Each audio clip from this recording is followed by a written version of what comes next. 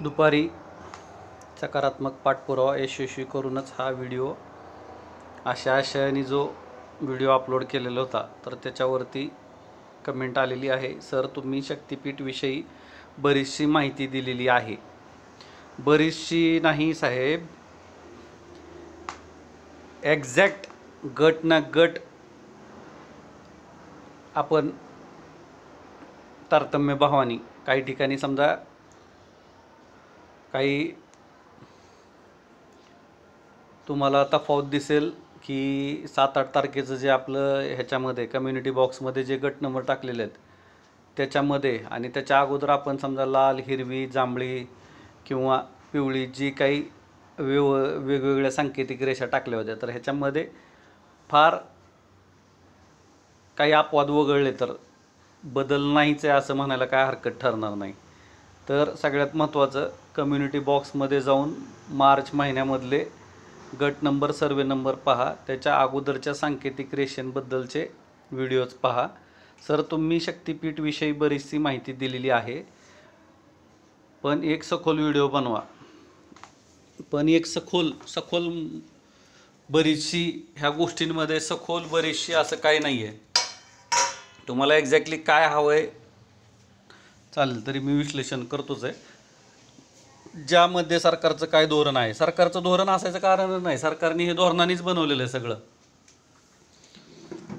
जनतेला काय त्यांच्या म्हणण्याप्रमाणे सकारात्मक नकारात्मकता ऐकायची असेल तर ती त्यांची वैयक्तिक भावना असू शकते. सरकारचं धोरण त्यांनी ठरवूनच सप्टेंबर 2021च्या शेवटच्या आठवड्यामध्ये सदरील मार्गिकेबद्दल, सदरील नाही म्हणजे ह्याच्याबरोबर पुणे रिंग रोड असेल, परत तुमचा पुणे बेंगलोर असेल किंवा पुणे छत्रपती संभाजीनगर असेल, ह्या 3-4 मार्गिकांचं त्यावेळेस सगळं धुमशान चालू होतं. तर सरकारचं धोरण त्यांनी राखलेलं आहे सप्टेंबर 21 ते 24, 2021 म्हणजे 2021च्या सप्टेंबरच्या शेवटच्या आठवड्यातला घटनाक्रम सांगतो आहे.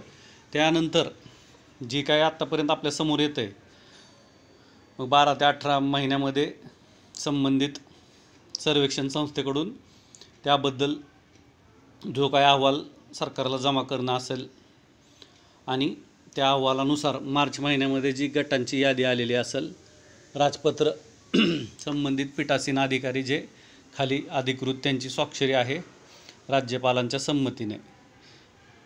तर हा घटनाक्रम आहे. सर तुम्ही शक्तिपीठविषयी बरीचशी माहिती दिलेली आहे. आता बरीचशीचा अर्थ नाही कळला. सर तुम्ही शक्तिपीठविषयी इत्थंभूत माहिती दिलेली आहे असं म्हणायला काय हरकत नाही, पण एक सखोल व्हिडिओ बनवा. सखोल म्हणजे काय, तर आता एखाद्या बाजूच्या UDCPR प्रमाणे एखाद्या तळ्याची जी खोली आहे आणि ती जी घातक आहे, नियमावलीच्या विरुद्ध जाऊन आहे, तर तो सखोल अर्थ मला इथं सखोल शब्दाच्या अनुषंगाने वाटतो. पण एक सखोल किंवा हे सगळं सखोलच आहे.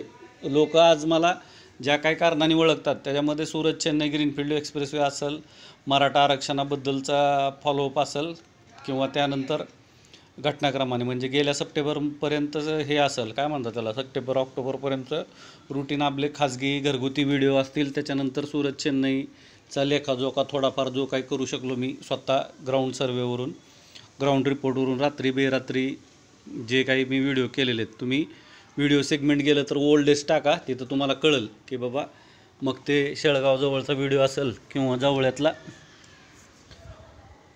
डॉक्टर मनोज कुमार म्हणून ऑर्गॅनिक पपया फार्म जवळचा व्हिडिओ असेल. त्यानंतर गेल्या वर्षीच्या ऑक्टोबर दरम्यान म्हणजे सप्टेंबर नंतर जी वावटळ उठलेली होती मराठा आरक्षणाची किंवा अजूनही तो झंझावात असं म्हणतात घोंगावत आहे, तर त्याबद्दलचा पाठपुरावा आहे. आणि 26 डिसेंबर म्हणजे माझ्या वाढदिवशी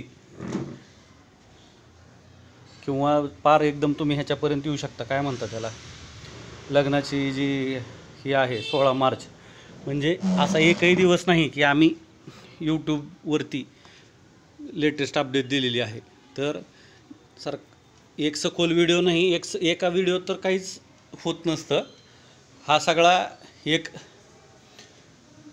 बायोस्कोप आहे. समजा आपला जो चॅनल आहे हा म्हणजे सलग सतत अविरत असा हा बायोस्कोप आहे. कशाचा? तर आत्तापर्यंत मी जे काय बोलतो आहे, मग तुम्ही ह्याच्यात माझं व्यक्तिमत्व, माझा पाठपुरावा धरू शकता, किंवा तुमची इत्थंभूत माहिती, किंवा आपण सगळे सामूहिकरित्या शेतकरी, भूमिपुत्र, कष्टकरी, जमीन मालक म्हणून जो काही ध्यास, जी काही संवेदना आहे ती इथून झळकते. ज्यामध्ये सरकारचं काय धोरण आहे, या महामार्गाविषयी शेतकऱ्यांची काय भावना आहे, ज्यामध्ये सरकारचं काय धोरण आहे, या महामार्गाविषयी शेतकऱ्यांची काय भावना आहे, यामध्ये सरकारचं काय धोरण आहे, या महामार्गाविषयी शेतकऱ्यांचे दोन वेगवेगळे मुद्दे आहेत. सरकारचं धोरण त्यांनी सप्टेंबर 2021च्या शेवटच्या आठवड्यापासून, मग तो अहवाल असेल किंवा आता अधिग्रहणाची कारवाई असेल, तर ह्याच्यात कुठेही एक सेकंदसुद्धा खंड पडलेला नाही. कारण 7-8 मार्चला जर का संकेतस्थळावरती गट अपलोड झाले आणि इकडं कसलीही, म्हणजे ज्या दिवशी प्रशासन प्राधिकरणाचे सगळे लोक, ज्या दिवशी लोकसभेच्या निकालाच्या दिवशी रिकामे झाले, त्याच दिवशी त्यांनी, आपण पत्रकं पण टाकलेत 7-8 जूनच्या दरम्यानचं बघा, की जे काही संदर्भीय असतील, समजा काही ठिकाणी वृत्तपत्रांमध्ये अधिसूचना निघल्या असतील, काही ठिकाणी जिल्हाधिकाऱ्याकडून तशा सूचना देण्यात आलेल्या असतील खाली, किंवा काही ठिकाणी संयुक्त मोजणीसाठीचं जे काही त्यांचं ध्येय धोरण आहे, तर त्याबद्दलची पत्रकं, तर ही आपण जशी हाती लागली तशी टाकलीत. आणि तुरळक का टाकतोय, की सगळीकडे एकसारखी कारवाई चालू आहे नाही आहे. हा 802 अधिक किलोमीटरचा जो मोठा लांबलचक पट्टा आहे, 13 जिल्ह्यांना सामावणारा, तर साहजिकच आहे की सगळी कारवाई एका दिवशी एका मुहूर्तावर करणं शक्य नाही आहे. तर सरकारचं धोरण जे काय आहे, सरकारने त्यांचं धोरण काय म्हणतात त्याला, एकदम काटेकोरपणे त्यांचं राबवणं चालू आहे. आणि त्याला तुमच्या राजपत्राद्वारे किंवा जे काही जमीन अधिग्रहणाचे संविधानिक अधिकार आहेत, अशा पूर्ण त्या संरक्षणात पूर्णपणे चालू आहेत. शेतकऱ्यांच्या काय भावना आहेत, शेतकऱ्यांच्या भावना काय आहेत, आता हा प्रश्न मी नेहमी फक्त काय सांगतो, की तारतम्य भावाने तुम्ही बघत जा. ज्या दिवशी समृद्धी महामार्गाच्या वेळेस मोपलवार साहेबांनी सगळ्यांना, त्यांना ज्यावेळेस सांगितलं गेलं की परत तुम्ही आता आमच्याकडे यायचं नाही आणि तुम्ही तुमचं तिथं जे काय आहे वॉर रूमची जबाबदारी दिलेली आहे, तर त्या दिवशी, ज्या दिवशी त्यांनी शेवटचा निर्णय घ्यायचं ठरवलं आणि त्यांनी संबंधित सगळ्या जमा झालेल्या जमावाला ज्यावेळेस विचारलं की जे कोणी शेतकरी आहेत त्यांनी उभं राहावं आणि त्यांच्या तक्रारी सांगाव्यात, तर आश्चर्याची गोष्ट होती की त्या दिवशी त्या जमावामध्ये एकसुद्धा शेतकरी नव्हता. आता बाकी काय बोलत नाही मी, बाकी तुम्ही ओळखून घ्या. मी वेळोवेळी सांगत असतो की आपल्याकडं काय सध्या फॅशन सुरू आहे, कोणाच्या खांद्यावर कोणाचे ओझे. खरंच हा विकासाची काय निगडीत आहे का? रोडचं किती क्षेत्र बाधित होते, तर त्याच्यामुळे किती नुकसान होणार आहे, साधारण किती शेतकरी भूमिहीन होतील, सरकारचा त्याचा काय फायदा होणार आहे, याच्याविषयी थोडं. भूमिहीन झालेल्या किंवा बाधित शेतकऱ्यांविषयी सरकार किती संवेदनशील आहे, किती मोबदला देते, जमिनीचा बाजारभाव काय, सरकारचा त्याचा भाव काय देते, खरंच यामुळे शक्तिपीठ यांना पर्यटनाला काय भाव मिळणार आहे, या पूर्ण विषयाशी निगडीत एक व्हिडिओ तुम्ही डिटेलमध्ये बनवा. भाऊसाहेब, काही वादग्रस्त आहेत ह्यातले मुद्दे, त्यासाठी मी नेहमी सांगायचो की ह्या अगोदर जो समृद्धी महामार्ग झालेला आहे त्यावेळेस जी भूमी अधिग्रहण कारवाई झालेली आहे त्यातली सक्तीची किती होती आणि खाजगी वाटाघाटीचं गुणोत्तर तुम्ही बघा. मग 20%च्या आत सक्तीची किंवा 80%च्या पुढची खाजगी वाटाघाटीची, त्याच्यामध्ये तो लोकशाहीने तो पर्याय सर्वसाधारण शेतकऱ्यांच्या हाती आहे. निगडीत आहे का? खरं हा विकासाची काही निगडीत आहे का रोडचं? तर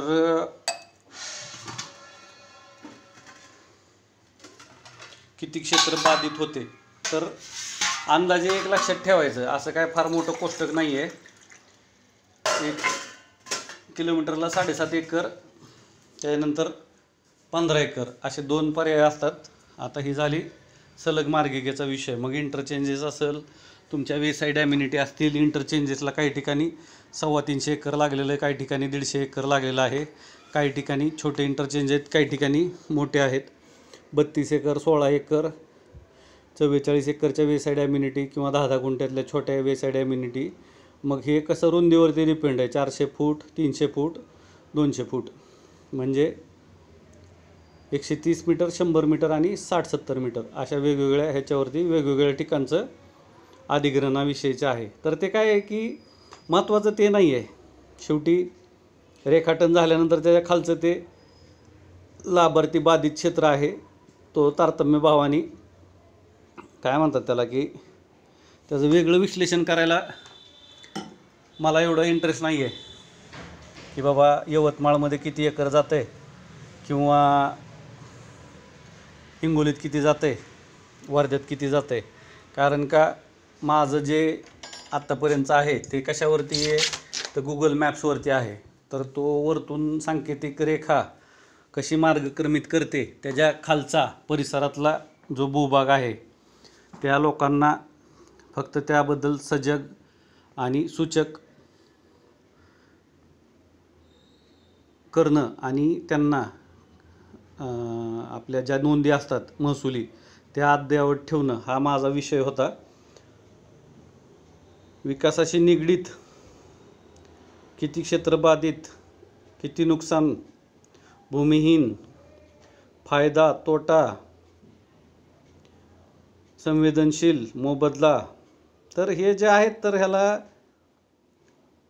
काय म्हणतो की अनभिज्ञता म्हणता येईल. या असं नसतं बेसिकली की प्रत्येक गोष्टीचे काही ठोकताळे आहेत, कायदे आहेत.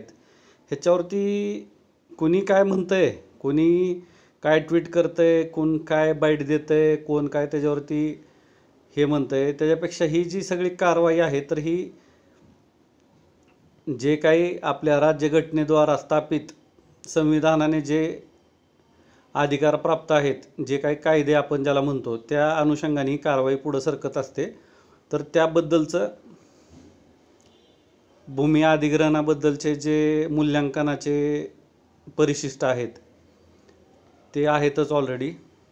परत फायदा तोटा ह्या गोष्टी DPR ज्यावेळेस समोर येईल, डिटेल प्रोजेक्ट रिपोर्ट, त्याच्यामध्ये म्हणजे खर्च कसा 86,000 कोटी होणार आहे, तिथून काय निघणार आणि तिथं काय लागणार ह्या संबंधीचं इत्थंभूत सगळं, अगदी पाण्याचा साठपा किती होणार, किती मुरुम, माती, गौण खनिज किंवा त्याचं लोखंड, स्टील, सिमेंट जे काय आहे, रोजगार, परत त्याचा पर्यावरणाचा अहवाल असेल किंवा एन्व्हायरमेंटल इम्पॅक्ट, पर्यावरणावरती त्याचा जो काही आघात आहे, किंवा सोशल इम्पॅक्ट, एन्व्हायरमेंटल स्टडी किंवा सोशल इम्पॅक्ट किंवा सामाजिक आघात. तर हा सरकारतर्फे येत असतो, तो सादरीकरणाचा भाग आहे. तो आत्ता विषय अजून तरी हाती लागलेला नाही आहे. 3 गोष्टींबद्दल आत्ता मी सांगू शकत नाही. एक तर तुमचा बाजारभाव काय असेल तिथला, म्हणजे ह्याचा सरकारने देऊ केलेला त्यांचा, म्हणजे जो काही आहे तर तो, जसं की एखादी परीक्षा आहे आणि त्याचा निकाल लागल्यावरतीच कळतं, तर तसं तो सगळ्या गोष्टी सार्वजनिक असतात. तो मूल्यांकन अहवाल सोडून तर तो खाजगी विषय आहे प्रत्येकाचा, आणि त्यांनी तो बऱ्यापैकी खाजगीरित्याच सरकारने जर प्रोव्हिजन केलेलं आहे तर तो त्याचा अत्यंत खाजगी विषय आहे. बाकी ह्या बाबतीतलं पत्रक सार्वजनिक म्हणजे काही बेसिक त्यातल्या गोष्टी लपवून पहिल्यांदा कुणी व्हायरल केलं हे सुरत चेन्नई ग्रुपला जाऊन तुम्ही बघू शकता. Surat Chennai greenfield express highway हा देखील आपलाच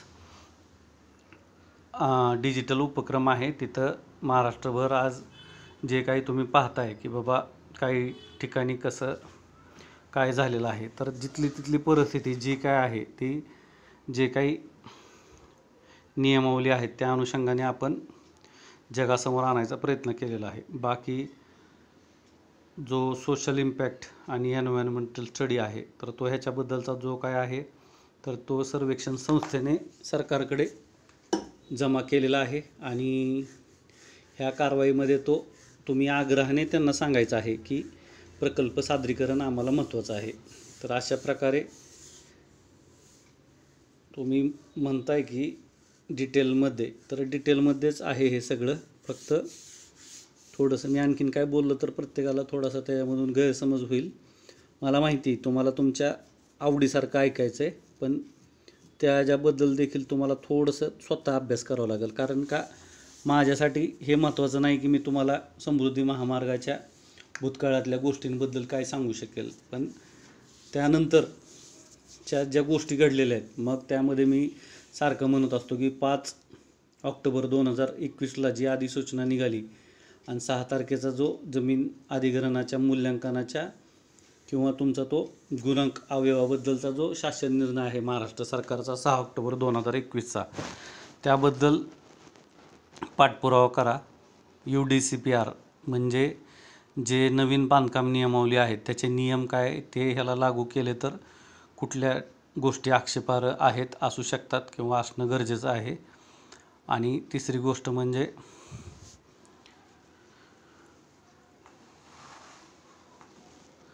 एक झालं समजा तुमचं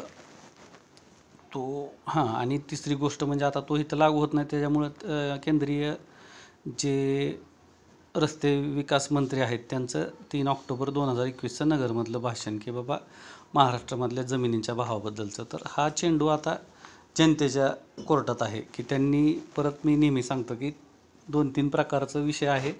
एक तर आहे हे, त्याला काय म्हणतात, त्याला नाराजी दाखवून मावेजा उचलणं आणि परत काय त्यांचं गाऱ्हाणं आहे ते लवाद आणि कोर्टाकडून भांडून घेणं. दुसरी गोष्ट, जे काही न्यायप्रविष्ट खटले आहेत त्यांचे तर म्हणजे जर का त्यांनी म्युच्युअल अंडरस्टँडिंगने काय रिझोल्युशन केलं तर ते लिटिगेशन निघून वादग्रस्त प्रकरणं मिटून त्यांचं काहीतरी शेवट मूल्यांकनाचा होईल. आणि मधली म्हणजे जी संभ्रमावस्था की जे लोकशाही पद्धतीने पाठपुरावा करतायत, मग त्यांचा पाठपुरावा निवेदन, आवेदन आणि जनहित याचिका असेल किंवा आणखीन काय त्यांच्याकडं आधारभूत काही गोष्टी असू शकतात, ह्याचा काल परवा दिवशी अंदाज आलेला आहे. मग ते उच्च न्यायालयात जनहित याचिका दाखल करून किंवा संबंधित जो काही त्यांचा न्याय कक्षेतला अधिकार आहे, उच्च न्यायालय पहिल्यांदा आणि मग सर्वोच्च न्यायालय, कसं ते पाठपुरावा करतात हा त्यांचा विषय आहे. तर आशा करतो समाधान होणं शक्य नाही आहे, होऊ पण नाही, होणारही नाही आणि होतही नसतं. तरी एक चांगला तुम्ही संदेश रिप्लाय दिला, त्यावरती जवळजवळ 18 मिनिट होऊन गेले मी बोलू शकलो आहे. विषय महत्त्वाचा हा नाही आहे. आज दिनांक 6 जुलै शनिवार, म्हणजेच अशा कित्येक शनिवारांच्या पार्श्वभूमीवरती उद्या रविवार आहे. भूमिपुत्र परिषद 2024 सोलापूर येथे आहे आणि सोमवारी 8ला नीट परीक्षेबद्दलचा सर्वोच्च न्यायालय निर्वाळा करणार आहे. तर शनिवार, रविवार, सोमवार पॉर्श अपघात प्रकरणाच्या पार्श्वभूमीवरती अत्यंत महत्त्वाचा आहे. अपघात घडलेली गोष्ट शनिवारची, त्यावरती रविवारी जे काही न्यायालयाने निकाल दिला आणि सोमवारी जो काही जनक्षोभ उसळला, तर ही पार्श्वभूमी इथून पुढं कोणीही विसरायची नाही, ॲज पर ॲज माझे जे काही बाईट्स कन्सर्न असतील. आणि पहिले तर सगळे ऐकत आलेलं आहातच तुम्ही, पण इथून पुढचं आरोप प्रत्यारोप का पाठपुरावा आणि दुसरी गोष्ट म्हणजे मागणी का पर्याय. आता कुठला आशय कुठल्या धोरणात बसतो, कोण कुठल्या धोरणात आहे, कोणाचं काय मनोगत, व्यक्तिमत्व काय आहे, जनता जनार्दन असते, तुम्ही आहेत तर सगळं आहे. अन्यथा काहीच राहू शकत नाही. हे जगात सर्वांग सुंदर अशी आपली ही जी लोकशाहीचा जागर जिवंत ठेवणारी विधीद्वारा स्थापित भारतीय संविधानाशी निगडीत जी आज आपली भारतीय नागरिकांची जी जीवन पद्धती अंगीकारलेली आहे तिचा आपणा सर्वांना अगदी म्हणजे आपण लहानपणी शाळेत प्रतिज्ञा घ्यायचो किंवा राष्ट्रगीत गायचो, अगदी त्याला अभिप्रेत असणारी अशी ही लोकशाही सदैव अजरामर राहील, त्यात काहीच शंका नाही. परत एकदा काही अजून विश्लेषण हवं असेल तर जसं तुम्ही बरीचशी सखोल धोरणं म्हणजे जे काही बहुतेक माझ्या अंदाजाने तुम्हाला अभिप्रेत असेल तर अजून त्याच्यात वेगळं नोंद करा की आत्ता मी जे काही शब्दप्रचार वापरले तर तुम्हाला त्याच्याबद्दल आणखीन माहिती हवी असेल, UDCPR असेल किंवा तो GR असेल 6 ऑक्टोबरचा, तसं आता ह्या व्हिडिओच्या कमेंटमध्ये नक्की सांगा. मी असं म्हणत नाही की तुम्ही चुकीच्या गोष्टी मांडल्या, पण काही गोष्टी कायद्याच्या चौकटीतल्या आहेत तर त्या अनुषंगानेच पुढे जाणार आहेत. फार तर फार एक्सप्रेसवेमध्ये 2 एक्सप्रेसवे महाराष्ट्रासमोर आहेत MSRTCचे. त्याचं उदाहरण तुम्ही उदाहरणादाखल ठेवायचं आहे. पुणे मुंबई आणि शक्तिपीठ म्हणजे नागपूर मुंबई, शक्तिपीठ नाही सॉरी, समृद्धी महामार्ग, हिंदू हृदयसम्राट बाळासाहेब ठाकरे समृद्धी महामार्ग, ह्याचे 2 जमीन अधिग्रहणाचे विषय आहेत. आता एखाद्या दिवशी वेळ मिळाला तर तसं विश्लेषण पुणे मुंबईच्या सर्वेच्या 2 इंजिनियर माझ्या संपर्कातले आहेत. 1994, 95, 96चा बहुतेक तो कालखंड असावा, 2-4 वर्ष मागं पुढं. निगडीत म्हणजे पूर्ण माझं आयुष्यच सगळं ह्या क्षेत्राशी अपघाताने ते लोक त्या क्षेत्रातले आहेत आणि त्यांचे काही क्षेत्र माझ्या क्षेत्राशी निगडीत आहेत इतर. तर असं हे नाही का छाप्या काट्याचा खेळ आहे, त्याशिवाय कोणीच परिपूर्ण नाही. अपघाताने का असाना, पण ह्या गोष्टी सगळ्या माझ्या इकडच्या आयुष्यातल्या म्हणजे कुठं की सुरुवातीपासूनचं जे बालपणापासूनचं जे माझं आत्तापर्यंतचा जीवन प्रवास आहे, तर हे गेली 2007 पासूनची पुण्यातली जी वर्ष आहेत, आज समजा 2024 चालू आहे तर 18वं वर्ष चालू आहे. तर ह्याच लोकांच्या संपर्कातलं आहे. निगडीत सगळी दोन्ही मंत्रालये, दोन्ही सरकारं आहेत आपल्या, पण ह्या पाठपुराव्याचा किंवा ह्या उपक्रमाचा प्रचार प्रसार आणि जनजागृतीचा त्या संदर्भाशी कुठंही दूरपर्यंत दुरान्वये कसलाही संबंध येत नाही किंवा त्या दृष्टीने माझे जे काही सार्वजनिक आयुष्यातले संबंध आहेत ते हे विषय सोडून आहेत आणि ह्या विषयांबद्दल मी कधीही पाठपुरावा केला नाही, करणारही नाही, अशातला भाग नाही आहे. पण मेन जे आहे प्रचार प्रसार आणि प्रबोधन, तर ह्यामध्ये जनसामान्यांचं जे हक्क, जबाबदाऱ्या आणि कर्तव्य जे लोकशाहीच्या एका सुजाण नागरिकासाठी अभिप्रेत आहे, त्या अनुषंगाने हा पाठपुरावा आहे. सकारात्मक पाठपुरावा यशस्वी करून हा व्हिडिओ, ह्या शब्दाचा अर्थ आहे सांगायचा नव्हता मला, पण दयानंद कोकरे जी म्हणून कुगावचे एक ग्रामस्थ आहेत, उजनी धरणाचं जे बॅकवॉटर आहे त्यांचा पाठपुरावा होताच, पण सकारात्मकतेने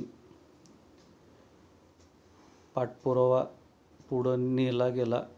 त्यामध्ये त्यांचा जो पाठपुरावा आहे त्याला आपण देखील थोडीफार साथ द्यायचा. म्हणजे त्यांचा सिंहाचा आणि आपला खारीचा असा वाटा आहे. तर सकारात्मकता पाठपुरावा यशस्वी करूनच याचा अर्थ हा होतो की जे काही करायचं आहे ते तुम्हाला ग्राउंड लेवलला म्हणजे जिथं तुम्ही आहात तिथून तुम्हालाच पाठपुरावा करायचा आहे आणि त्याच्यामध्ये जो काही खारीचा वाटा लागेल त्यासाठी मी सदैव दक्ष तत्पर असेल याबद्दल कोणाच्याही मनात शंका नसावी. हा तर तुम्हाला ह्याचा सांगितला. ह्याच्या अगोदर 3 वर्षापासून जो आम्ही ग्रामस्वराज्याचा मग त्याच्यामध्ये अवैध धंदे, विषारी दारू, अवैध सावकारकी ह्याबद्दलचा जे आत्तापर्यंत जो पाठपुरावा केला आणि ज्यातून एका परिहार्था म्हणून जी गोष्ट समोर आली ती रोजगार, शिक्षण, आरोग्याची. तर स्थानिक रोजगार हा सर्वात महत्त्वाचा विषय आहे लोकांनी नेहमी उद्यमी राहण्यासाठी. तर जो काही विषय आहे तर त्या अनुषंगाने पाठपुरावा चालू होता. तिथून पुढंच सुरत चेन्नईचा फॉलोअप असेल. अशाच बहुजनांना, गरजवंत बहुजनांना सामाजिक न्यायाच्या भावनेने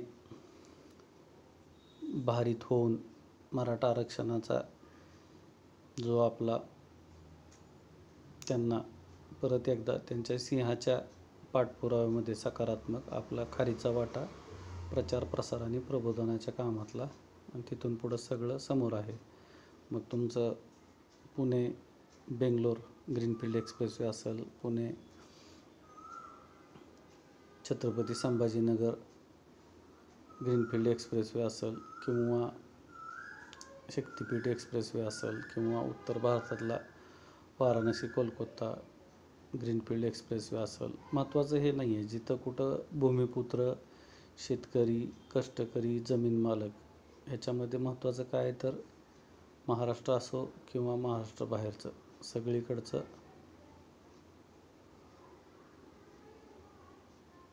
आपण आपल्या आकलन शक्तीप्रमाणे सद्विवेक बुद्धीने वादविवाद, संवाद आणि सुसंवाद ह्या आशयाने पाठपुरावा करतोच. नवीन लक्षात घ्या 2-3 गोष्टी की त्याच्यामध्ये मी सांगितलं मग आपण फक्त आरोप प्रत्यारोप का पाठपुरावा आणि दुसरी गोष्ट म्हणजे मागणी का पर्याय.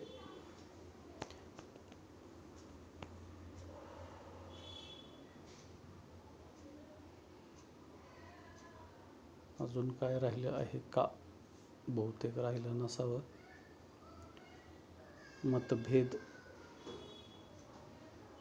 असणं हे साहजिकच आहे, मनभेद नसावे.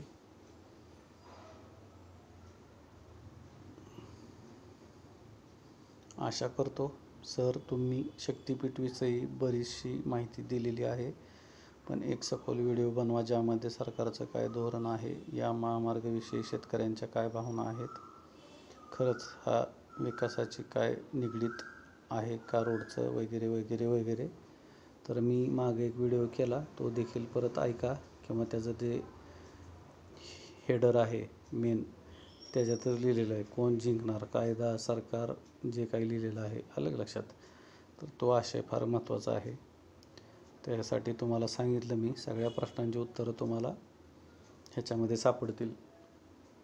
पुणे मुंबई किंवा समृद्धी महामार्गामध्ये MSRTCचा प्रकल्प म्हणून गृहीत धरलं तर. आणि वाढवण बंदराबाबत उच्च न्यायालयाचं काय मत आहे किंवा निवडणुकांमध्ये सर्वोच्च न्यायालयाचं काय मत आहे किंवा आत्ता 13 तारखेला भूमिपूजनासाठी माननीय पंतप्रधान येणार आहेत. तर राष्ट्र उभारणीच्या किंवा देशबांधणीच्या प्रकल्पांमध्ये न्यायव्यवस्थेचं स्वतःचं असं काय परखड मत आहे हे आता तुम्हाला दिसेलच. पण याचा अर्थ असा नाही की एकतर्फी नाही आहे ते. त्याबद्दल बरोबर वेळोवेळी जे काही अधिग्रहण चालू आहे त्याबद्दल जे काही नियमावली काटेकोर जो क्रम लागू केलेला आहे त्याबाबत सर्वोच्च न्यायालय तेवढंच आग्रही आहे. अगदी त्यांची ताकीद आहे की कारवाईची कुठली जरी प्रक्रिया चुकली आणि निवाडा झालेला असेल तरी तो रद्दबातल करण्याइतपत त्यांचं मत त्यांनी राखीव ठेवलेलं आहे. आशा करतो जे काही बोललो आहे ह्याच्यावरती परत कमेंट करा, तर त्या आशयाने त्याच व्याख्येपुरता मी व्हिडिओ करेल. कारण का हे फार मोठं हे सांगितलेलं आहे तुम्ही. ही समाजभावना आहे, ही सकारात्मक नकारात्मक अशा दोन्ही ह्यानी जाते.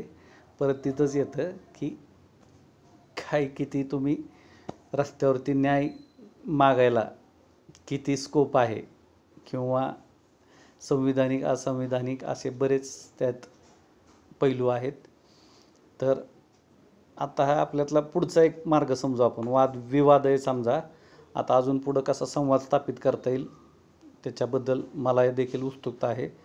तर मला माहिती नेहमी कमेंट करणारे कोण कोण आहेत. तर इतरांना देखील विनंती आहे, पुरुष असतील महिला असतील किंवा तरुण असतील, माझ्याकडं सगळ्या फॉलोअर्सचा डाटा ॲनालिसिस आहे. अगदी शहरानुसार देशांनुसार त्यांच्या वयोमानानुसार आलं लक्षात. तर हे काय काम एवढं सहजासहजी नाही आहे की बाबा ह्या 12-16 ओळीमध्ये सगळी जनभावना साचेबद्ध करण्यात. मात्र ह्या संदेशामध्ये ह्यांना यश आलेलं आहे, त्याबद्दल खरंच मला आनंद वाटतो आहे. तरी चलो अजून प्रचार प्रसारामध्ये प्रबोधन आणखीन गरजेचं आहे. त्या आशयाने एक्झॅक्ट जे काही व्याख्या आहेत त्यावरती आपण पुढचं संवाद स्थापित करूया. यात सकारात्मक पाठपुराव्याच्या आशयाने आपण नक्कीच समाज माध्यम किंवा एक प्रगल्भ नागरिकीकरणाचे नागरिक म्हणून आपल्या ह्या छोट्याशा यूट्यूब रूपी संसारात, मग त्यात 21,000 नोंदणीकृत सभासद आजचे किंवा 75 देशातली 67 लाखांच्या घरातली दर्शक प्रेक्षक संख्या किंवा 75 देशांची मान्यता. तर ह्याच्यावरती असा हा जागतिक इतिहास लिहिणाऱ्या आणि ऐतिहासिक पुढं बदल घडवू इच्छिणाऱ्या आपल्या यूट्यूब चॅनलतर्फे परत सर्वांचं धन्यवाद. जय हिंद, जय महाराष्ट्र, जय जवान, जय किसान, जय विज्ञान, जय तंत्रज्ञान.